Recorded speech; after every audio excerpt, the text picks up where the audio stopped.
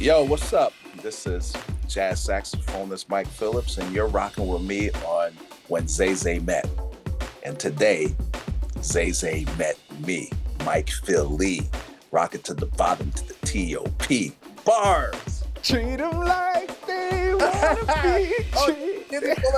Oh man, I'll be like, don't let me. I'll kill you on the '90s dances, son. What?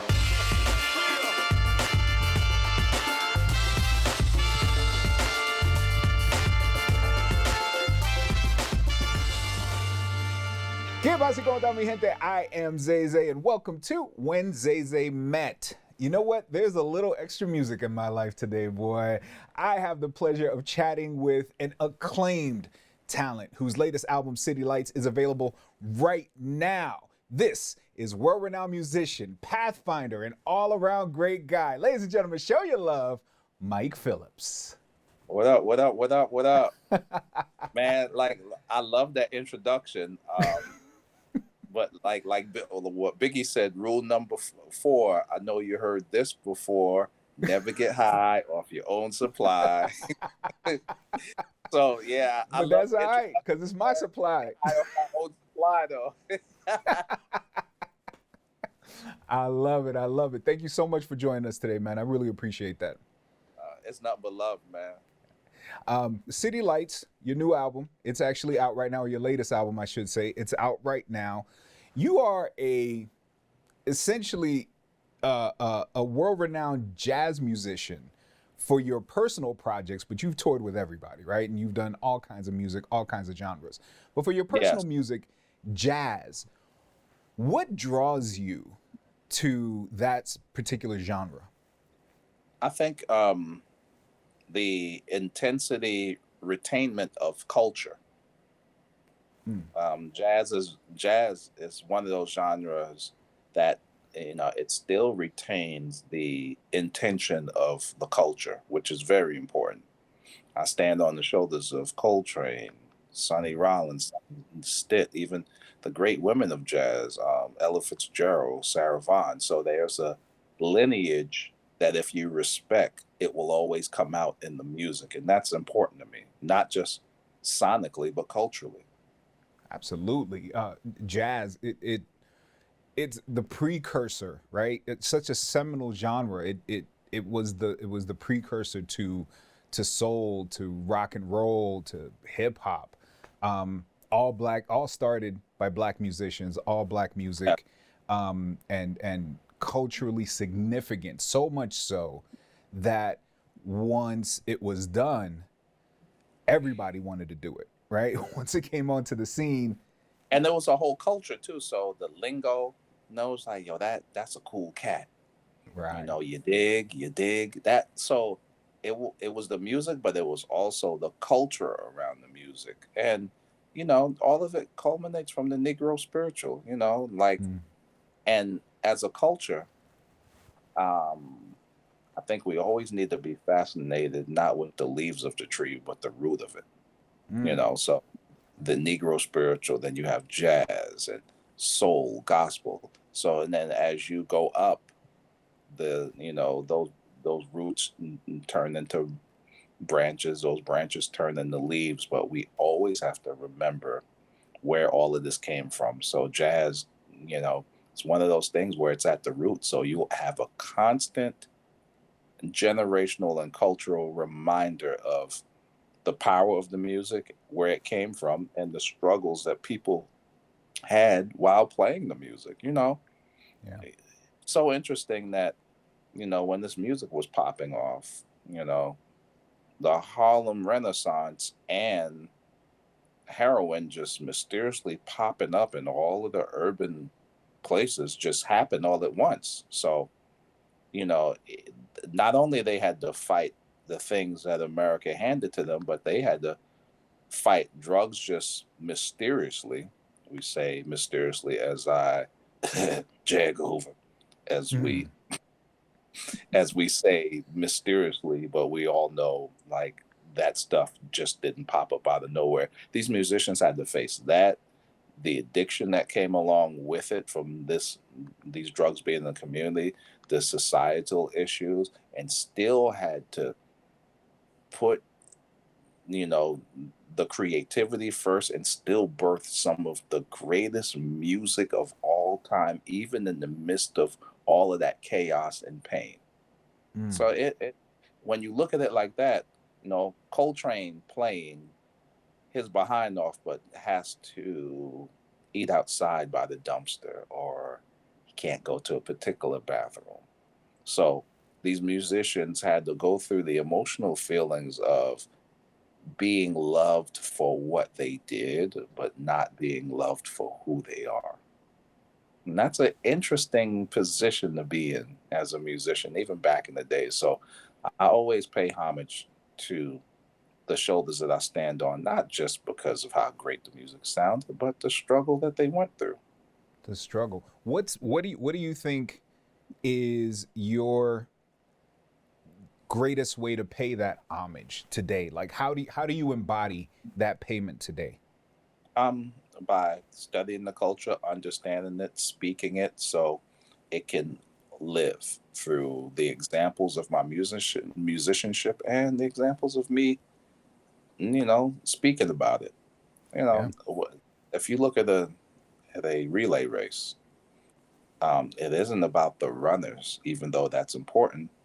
What's more important than that, how fast you run, the people that ran before you, the anchor, the person that's running in the middle, is the exchange of the baton.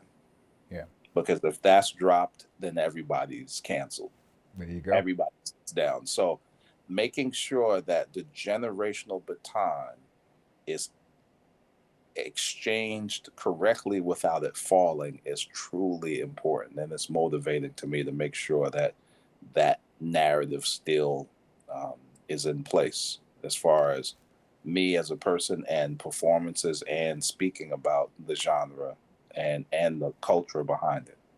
Absolutely. That's how, I mean, that's truly how you keep it alive, right? What do they say about people? No one's really gone until the last person speaks their name, right? Yeah. So it's similar, with all things, I think, right? Nothing really dies until the last person speaks his name, and as long as we keep that ball in the air, so to speak, it never goes away.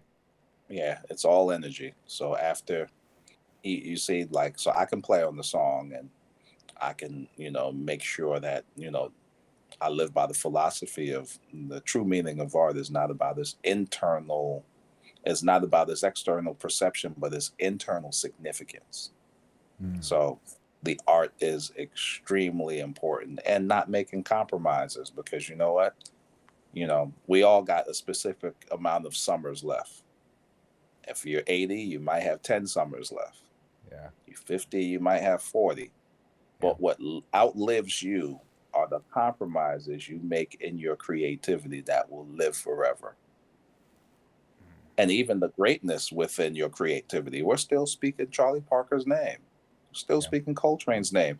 That's because they didn't compromise and they put out greatness, and that greatness is attached to their name. So when they're not physically here, the legacy lives longer than them themselves. So it's really important to make sure that the integrity of the music and the understanding of the culture is kind of like stitched in with the ability to play it.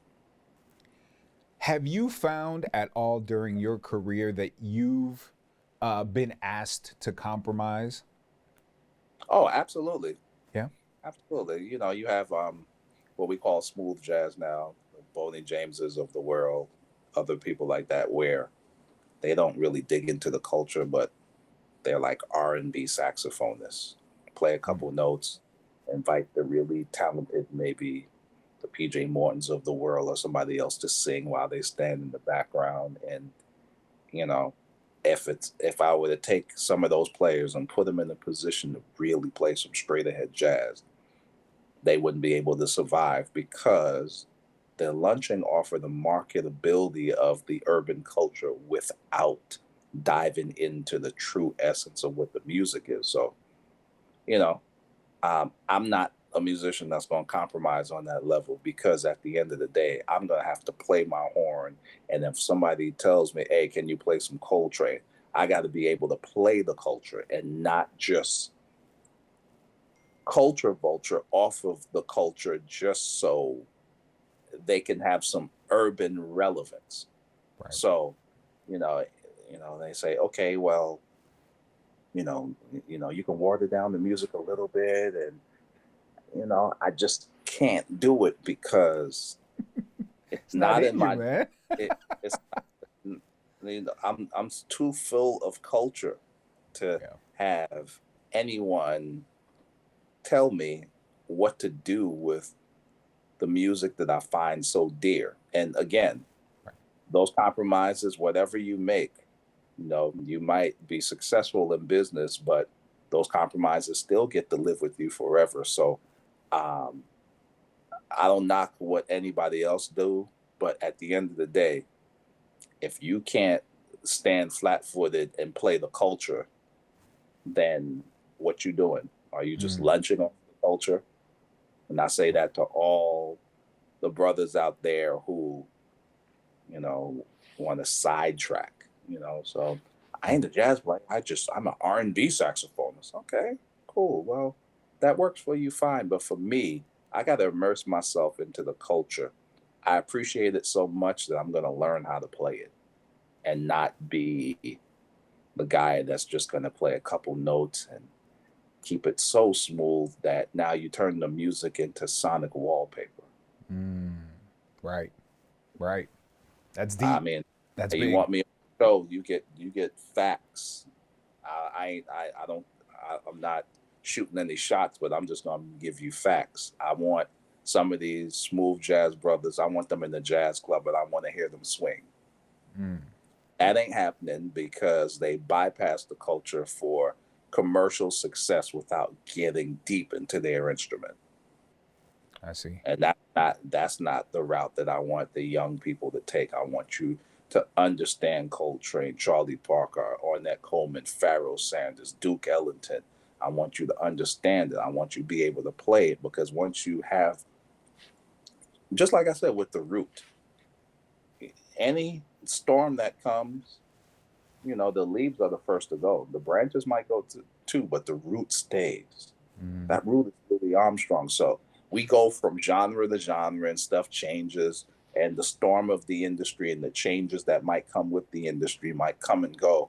But that root never leaves. The storm never uproots the root. Mm. So I always tell kids, listen, just do the work and get into it might be hard, yes. What Coltrane and those dudes did and Ella Fitzgerald, that was hard. It was technically demanding, Yeah. but Yeah. that's the rites of passage. And I think in our culture, we traded the rites of passage for money. So now, if anybody could pay to get some radio airtime, then they're going to be the head of the genre instead of being skillful with your instrument. Right. So the rites of passage is important because, you know, any other culture protects everything. Dig into the music, appreciate and understand the culture. Any newborn culture, that's what you're going to do, right? So if you plan on taking part in a culture that's been here maybe longer than your grandparents have been here, the least you can Mm-hmm. do is take it back to the beginning and learn about it so that you can truly pay, as you were saying earlier, pay homage and truly do it justice. Truly do it Yes, yes, justice. yes. You're absolutely right. Absolutely. So, did hip hop do it right? Um, I got to pick, Tribe Called Quest, um, De La Soul, The Roots, Jay in his early day, Reasonable Doubt. It was some just really just Biggie, um, Pac. There was some things that are happening where um, um you know when there's trauma, there's different ways that it get expressed. Trauma is like energy. Mm. You store it up too much, it's gonna bust. Um, NWA with everything that was happening and the brutality at that time that wasn't getting on tape. Nobody couldn't film it. So those songs that they had out there, they were indicative to the society that they had to deal with and the trauma that came out sonically through music. Mm-hmm. You know, Tribe Called Quest is about lyricism. And it was fun. De La Soul the same way. Biggie was about the combination between high intense lyricism and the street life. But that was, you know, some of the things that he had to deal with came from trauma too. So it's like even from the Negro spiritual that birthed gospel and jazz, that came from trauma. So as a culture, we've been able to take this pain and shape it like putty and then turn it into something sonically palatable that you can absorb and love and groove to. So you talk about lemons and making lemonade. These are the clear quintessential examples of it, man. Right. And I'm happy to be a part of a movement that still I have the DNA of the resilience of what how you can change trauma into something musically beautiful. So I'm not just singing and dancing. This is real life. Jazz. Your opinion, other than yourself, obviously. Who was the best to ever do it? Man, I wouldn't call myself I'm just in the zone. I'm So just trying to yeah, show love. we're not gonna get that on the record at all. I'm gonna cut all of that up right quick. Yeah, we ain't gonna Oh have man, well let me ain't give it to you, man. Take the fame. Take the fame. the rule number 4. I know you heard this before.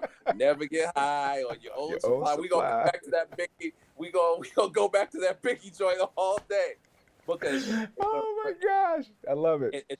it's a reminder of the work you have to put in and the greatness that you haven't achieved yet, even through commercial acclaim. It keeps you evenly keeled and really just like, it keeps you working.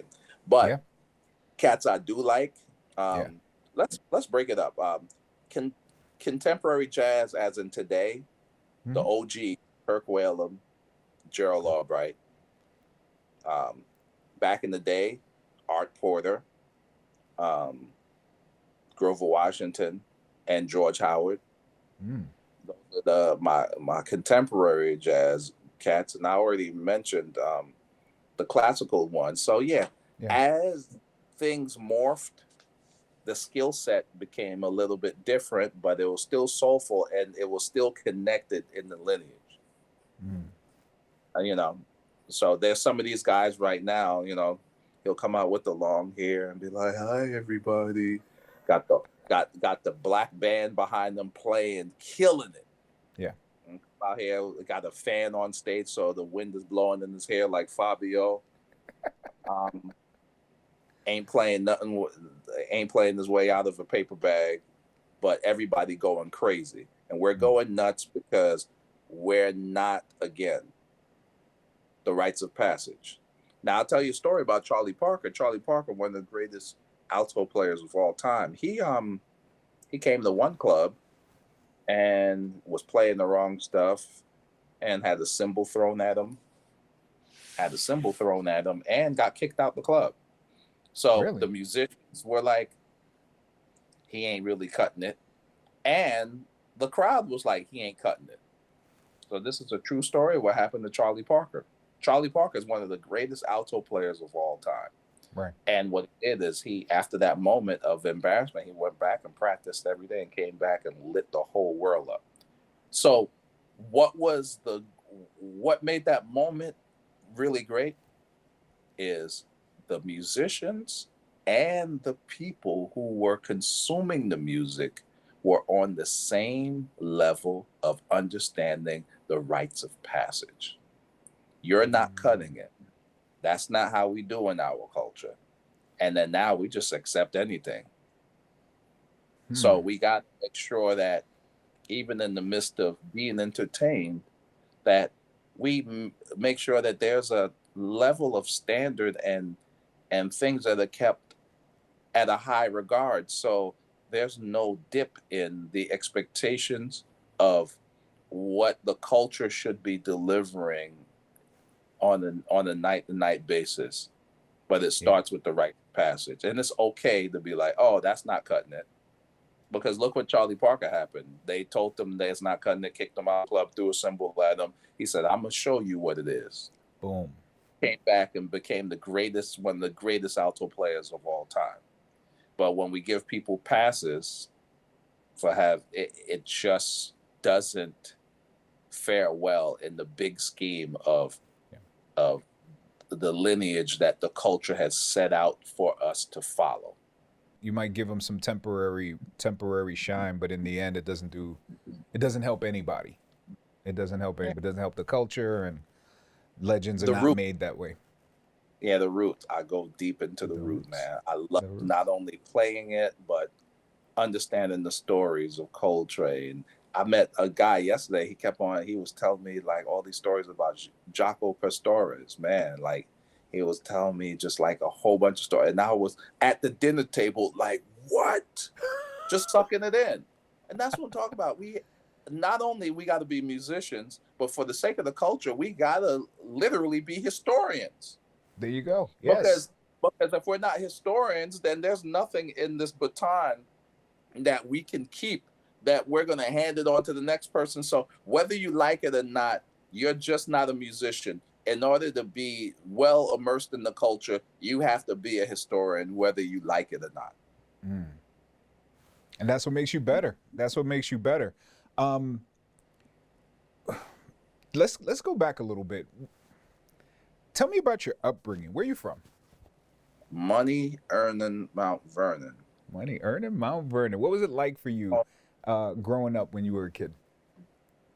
It was fun. It was, it was a whole community. I grew up when they had phones, mounted to the wall, and if you had a whole bunch of numbers with zeros on it, it took you 5 minutes to dial like yeah. So those zeros, man, you had to hit the joint and wait till it all came back. Yeah, them zeros was no joke. So it was a busy signal. So if somebody was on the phone, you just had to wait. The busy signal was like was so call waiting. Call waiting was the best invention in the whole lifetime. But if Right. the person was busy, you call the operator and be like, "Hey, can you interrupt the call?" And no matter what you're talking, they'd be like, "Oh, this is Bell South. Um, this is this is Bell South or whatever your phone company was like. We want Mike Phillips wants to interrupt your call." So I grew up on the tail end of the old school, Oh my where gosh. one person, if you were acting up on Second Street, by the time you got to Third Street where you live, your ass will be getting a whooping because it was community police. So everybody's mama had everybody's number, so you wasn't getting away with nothing. Yeah. Yeah. Wasn't no texting. It was just community calls. That's it. That's it. So I grew up in a tight knit community, and then the industry was popping because Heavy D came out. Mm-hmm. Albie Shore was from Mount Vernon. Yep. Puff was born in Mount Vernon. Right. And Nubians was down the block in New Rochelle. Mary was from Yonkers. Jeff Red, Jodeci, Andre Harrell, who started Uptown with the help of Heavy D being the first. So it was a lot of industry that was happening right in front of our face, where we saw that Heavy D had a Jeep and he wrote Heavy on the back, and he used to beep the horn. So funny story with Albie Shore. Albie Shore had a 328 candy apple BMW, and then he would stop at the light and say 89 and be on the phone. Hey, what's up? And 89, if you got a car phone, that's crazy. Right. Car phone in 89 was like some Inspector Gadget type stuff. Right. Like, he stopped at the light and it was like dun dun dun dun dun dun dun dun dun. It was like, how do you have a phone? So I talked to Al. You know, me and Al B, we good friends. So I talked to Okay. Al. I'm like, yo, man, you remember when you had the 328 Mercedes and then the phone was crazy. You had the phone in the glove compartment. He said, man, I'm gonna be honest with you. That phone wasn't on. I was just fronting. He said that bill. He said because at that time in '89, Cellular One was the cell phone company of choice, and them joints was like $7 a minute. Oh my gosh. Oh yeah, you So can't. if you fronting at the light, and it changes 4 minutes for a light, that's 7 times 4. That's a $28 stunt. Al was like, man, that phone wasn't on. I was just fronting. I was like, you know what? Mess around and kill your whole advance. Oh man, exactly. Yo, yo. So I grew up with a lot of industry around me, and it gave me the courage to go chase your dreams. Heavy D was just in the barbershop. Al B. Shore was just hanging out at Mr. Watson. Brad Nubian was performing in Lincoln Park down the street. So Wow. it was encouraging. Even though I was a jazz musician, I saw success so much around me. And there's philosophy. What you see, you'll be.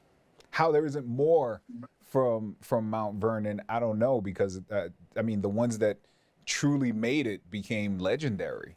It's crazy. Man, when Mr. Big Stuff hit the Man. radio, that joint was nuts. I make you dance in hand, make you puff and puff. It's me, Heavy D, Mr. Big Stuff. Yo, the whole hood went nuts. Wow. So good, man. So good. I mean, I remember I mean, I was young, but I remember like, Uptown kicking it and all that's like, Uptown. yeah, Yeah.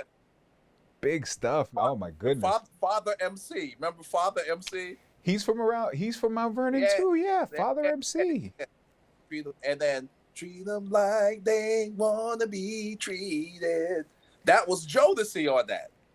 Oh my gosh. You are dropping jewels on me right now. That was Jodeci. Okay. Uh-huh.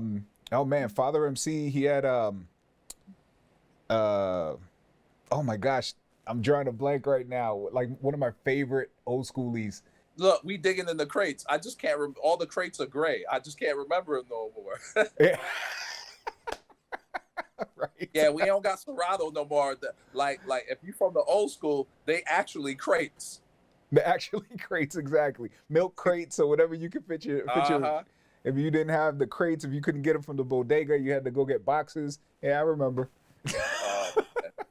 Definitely Back didn't have right flight now, cases yo. early. That's for sure. No doubt. That is for sure. All right, so let's talk about your latest single, City Lights.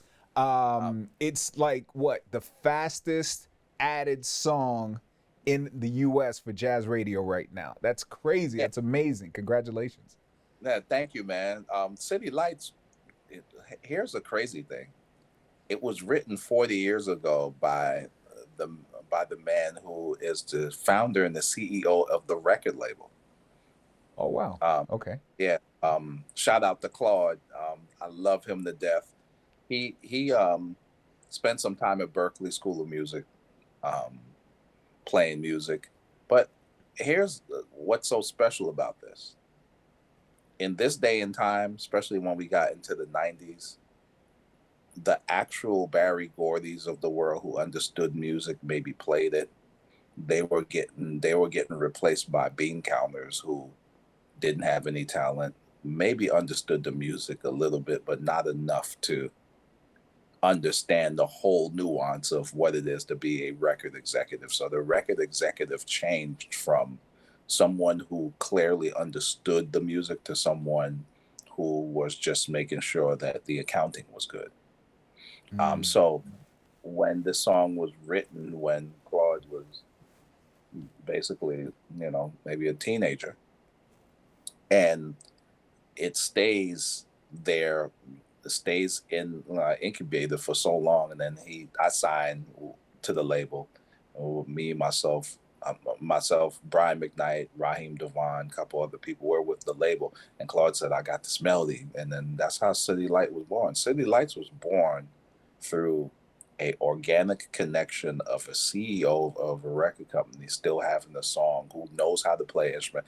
And I'm blessed because it's very rare you find a CEO of a record label who knows how to play an instrument.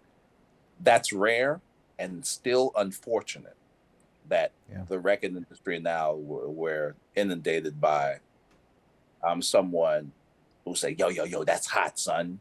But he can't tell you what key is in. Or he can't even tell you the instruments that were playing on it. Yeah. You say so. I'm in a blessed position because there are music people all up and down this roster that care about the integrity of the music, which is extremely important because we're responsible for putting something extremely prolific and intentional in the universe for it to live. Mm. So in that case, we got to be very careful about who we work with, who those people's perspective are, their motives as it pertains to the music. Because at the end of the day, if we're in the studio and we're chasing a sound for money, then God leaves the room. Leaves the room Yeah. because it's not about what the music was intended to do. Music was never in the inception of us hearing music for the first time, or music even being a part of the creation of what we are now in the universe. It was never intended to make money. Never intended. So I once you see that. start mixing those, things, it can get really dicey. So you got to really fight the powers that can shift the paradigm of the intention of why we play it, even in the midst of this being a business, which counting the beans and making sure profit and all that, it's important. So both of those things, you got to cross pollinate the creative and the business.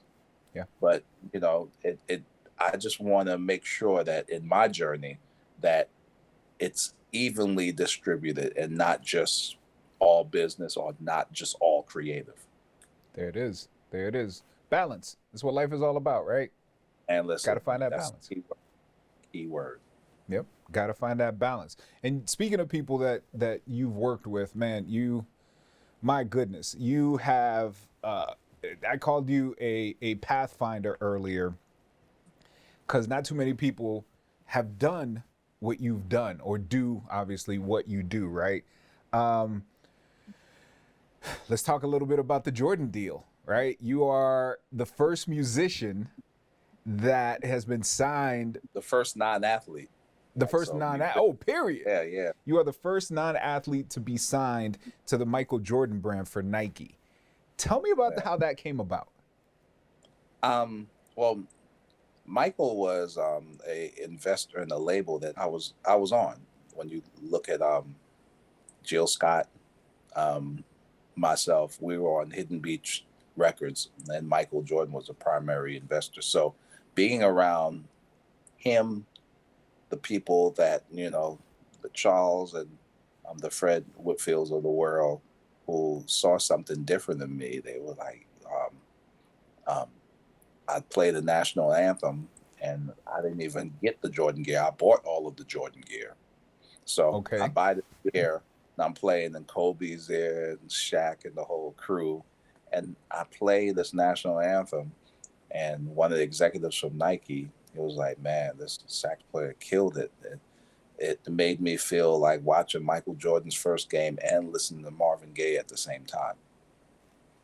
Mm. And so Howard White, who was vice president at Jordan at the time, he called me in and had me play at a couple events, and then all of a sudden the momentum went from that to actually getting signed as the first non-athlete on the Jordan brand.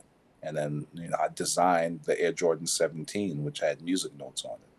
Oh my God. So it it's a crazy ride that I couldn't really understand. I still, when I retrospectively look back, I still can't fathom it. But you know what? The history behind it, is something that I will never take for granted and cherish. And then, I just can't rest on being comfortable with it because Sure. it always makes me work harder, even in Yeah. the midst of the things that people might appreciate. Got to keep pedaling, man. Got to keep pedaling. And we go back to rule number 4 again. It is. Back to rule number 4. And you got to keep swimming, man. You got to keep pedaling because while we're sleeping, somebody else is working, right? Mm-hmm. They So about to punch you right in the mouth if you ain't ready. if you ain't Uh, ready, yeah, my gosh, everybody's a G until they get punched in the mouth, especially from someone that was working harder than you while you was sleeping. there it is. There it is. You, sir, have toured with a bunch of amazing artists just like yourself, as well as some insane legends, right? You've toured with, of course, the big three: Michael Jackson, Stevie Wonder, Prince. Not only as a musician, but also as a soloist, right? You go up there and you rock out. Yeah, I rock with them. Let's go down the line. What do you think people would find most surprising about, let's say, Stevie Wonder? That he doesn't want to be treated like he's blind. Like Mm, just keep it 100. Like, he can feel a lot. So one time I was walking him up some steps. I'm like, the next step is coming. The next step is that. And he smacked me in the back of the head and he said, just walk. I can feel it. oh my. Yeah, yeah. He was like, nah, come on. I can feel where you're going. Stop talking and just walk. I was Okay. like, oh, that's exactly it. So Stevie, little gangster with it. Um, Prince is Yeah. surprisingly funny. He's like, he always got a punchline. He's always, he'll be, just the simplest things crack him up. Like, Really? yeah, he's so intense that you never would think about him just laughing. But yeah, he was a he was a pleasure to be around. And Michael was just intense. He's always was trying to one you up. He was Cirque du Soleil before Cirque du Soleil existed. Mm, With the first person to pop up out of the toaster on stage. yeah. He pop out and then just stand there and everybody's looking and he got his hands folded. He was all about presentation and he was extremely musical. Do you find that that is a common thread among um, genius level musicians or artists, if you will, that sort of intensity? Oh yeah, I mean they all cut from the same cloth. Like, what you gonna do? You, you want to be out here and be docile and think that you're gonna, it's aggressive. This is that. All of those people, they're alphas. Mm. They're lions. They're not sheep. So yeah, you got to keep that mentality to win on that level because winning on that level isn't happenstances and it's intentional. Right. What's your favorite memory from being on any tour? um, You can keep it um, 100, whatever it is. It's all good. Whatever you want to tell me, I should say. I'm at Prince's house, and this beautiful girl is there, and I'm like, "What's up?" She was like, "Oh, Mike, I'm a big fan. I'm working on the album. I want you to play on that." I was like, "No problem." So I took her number, and she's texting me. I was like, "When's the next time you come to LA?" I don't know, but I'm texting her back, and then she's texting me, and I text her back. So we finally get a chance to hook up, and I guess I'm trying to get my schedule, and we're texting back and forth, and I couldn't get my schedule together to do the session for her. Okay. And then the following week, mind you, I meet this lady at Prince's house. So Prince has always got beautiful people at his house. Sure. He's Prince, Yeah. you know. So he invites me on stage to play with him. This was like a week later after I told lady I couldn't get um do the session. So now he flies me into LA, and then I call her back. I'm like, do you want to do the session? And she was like, well, I can't do it now. And I'm like, well, you was just blowing me up. So I said, no problem, cool. So Prince has me on on stage. He says, ladies and gentlemen, give it up for Mike Phillips. So I'm playing, killing it, killing it. And then I'm looking at him like, yo, when do you want me to end the solo? He says, keep playing. Ladies and gentlemen, like, so crowd is going crazy. He said, this is the baddest the baddest dude in town on saxophone. Give it up for my man, Mike Phillips. So everybody's cheering like out of control. And then he comes to my ear, meanwhile people are cheering, says, lose her number immediately. What?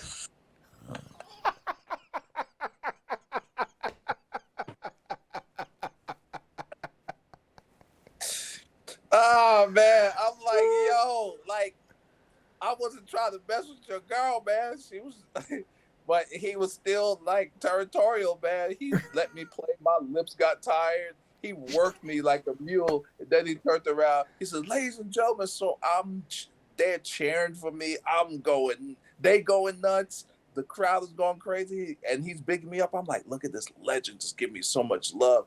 And then he grabs me by the shoulders and tells me to come down. Says, "Lose her number now."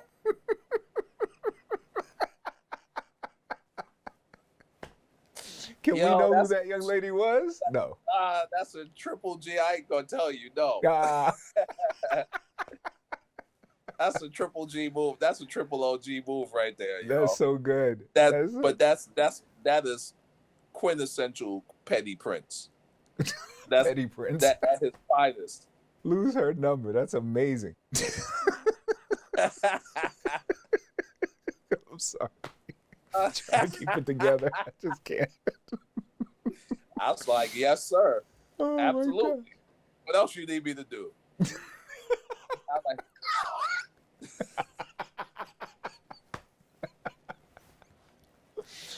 oh my gosh, that is so good. That is so good. Oh man, so you're on tour right now, right? You're gonna be touring for the rest of the year? Yeah, I'm in Jersey tomorrow. Got a couple of days off, and then I do Yoshi's next week, and then come back to Atlanta, Jacksonville Jazz Festival. Yeah, so there's a lot popping off right now. There's a lot happening. This is great. Is there a stage that you haven't been able to get to yet that's a goal for you? I want to play Red Rock Amphitheater by myself. Red Rock Amphitheater. Pardon my ignorance. Where is that? And that's in Denver. Okay. It's the most beautiful venue ever, where it's carved out into the red rocks. It's a natural amphitheater in some mountains. It's the most beautiful sounding sound bouncing off the walls of the mountains. Natural amphitheater. It was just like God created a theater, and they just put some chairs in it, and it goes from the down all the way up. It's crazy. That's amazing. Anybody that you ever want to see in the crowd that you haven't seen yet? You know what? It's kind of crazy, like, because I got hit with the stardom of people so early that it allowed me not to be starstruck. Right. You know, I played with Stevie when I was 18, Prince, so like my first gig with Stevie, I was playing at Nelson Mandela's birthday party at his house. Wow. So this is great when I'm, just before I even hit 20. So like I already went through the phase of being starstruck. So anybody now, I'd be like, shoulder shrug. There you go. There you go. You played with and for some of the greatest of all time. Who in your life do you most want to make proud? Prince. Musically, Prince. Overall, my mother, who passed, and both of them are passed. Prince, because of the conversations we had about music and the integrity, and me being a part of the new power generation and upholding those standards forever. So I can have my own legacy. And my mother, because of how she sacrificed and seeing everything pay off. In 100 years, what do you want people to say about Mike Phillips? That I can feel his intentionality through the music. And the story of who I am is being painted on the canvas of the music. So if they can feel that, then they'll understand me. And that energy lives forever. You know what, brother? I hope that and I wish that for you as well. I wish you continued success. And I thank you from the bottom of my heart for being here with us today.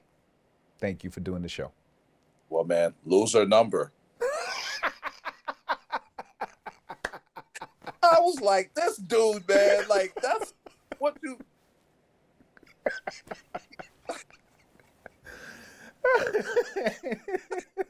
Yo, I was so pissed. Like, this is. I said, this is what we doing right now? I said, okay. I just walked off the stage. You got an ovation happening, and it's like, lose her number. Said, this dude took me from the highest of the high. Like, oh my God, Phillips is killing it with Prince. He was like, ladies and gentlemen, give it up for the baddest dude ever, Mike Phillips. And then he's cheering. And then he was like, take a bow. It was like, yeah, take a bow. He said, they love you. They love you. Loser number. Wait a minute. All right, so you gave me a Stevie, you gave me a Prince. Give me a Michael story. You got a Michael story? Oh yeah. You know, there's a guitar part. So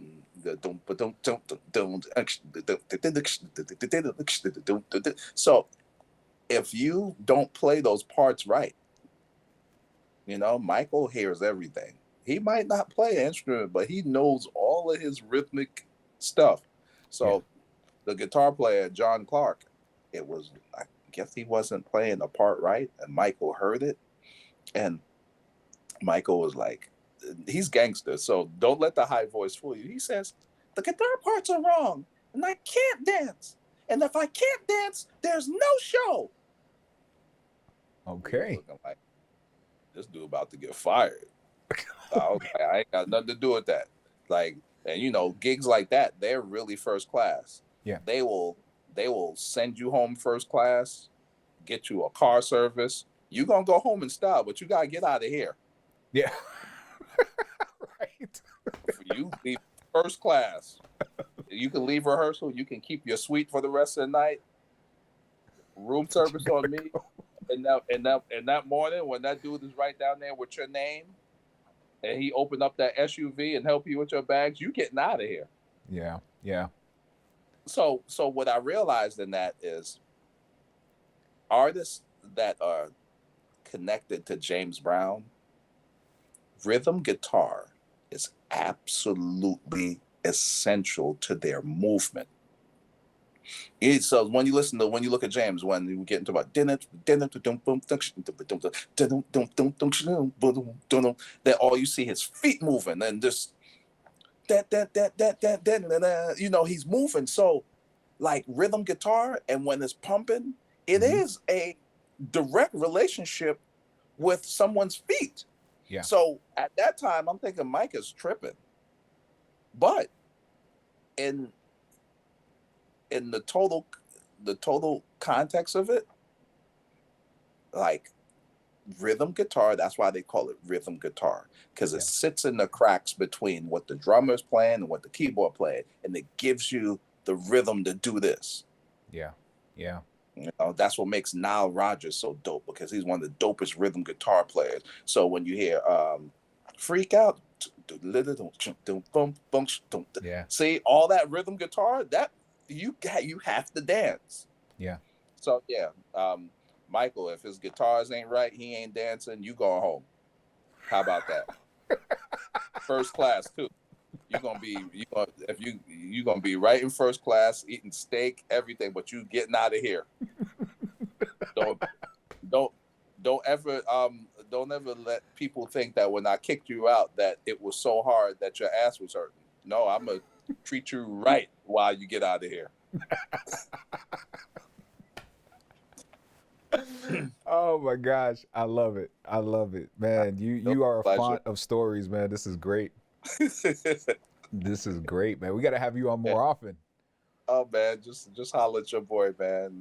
And somebody tried to pull some funny stuff on you, and you just interview them, right? You pull them in and do a nice little interview, and then after the interview, you get everything. Well, thank you for coming, and just make sure you lose her number. I'm telling you, everybody needs to use that. We're gonna do it. We're gonna make T-shirts. We're gonna make swag. Lose her number. Oh man, lose her number. Yo, cut me in on the deal. Cut me in. You got it for sure. For lose sure. Her number merch. Let's go. Let's get it. Lose her number merch. Oh my gosh, so good. Like I said, brother Mike Phillips, I appreciate you being on today's show, man. Thank you so much. It's an honor. Truly. Oh man, it's not but love.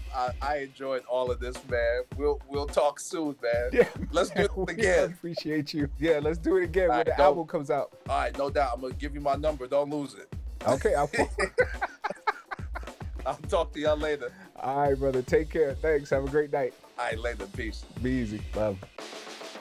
Thank you all so much for watching When Zay Zay Met. Don't forget to like the video, subscribe to the channel, and hit the bell to be notified when we upload more conversations with celebrities and other interesting people. Now, if you'd like to see your favorite celebrity on the show, it's simple. Just tell us who that is by leaving us a comment down below. We hope you enjoyed today's episode, and we'll see you on the next one. Hasta la próxima. Lo quiero del corazón.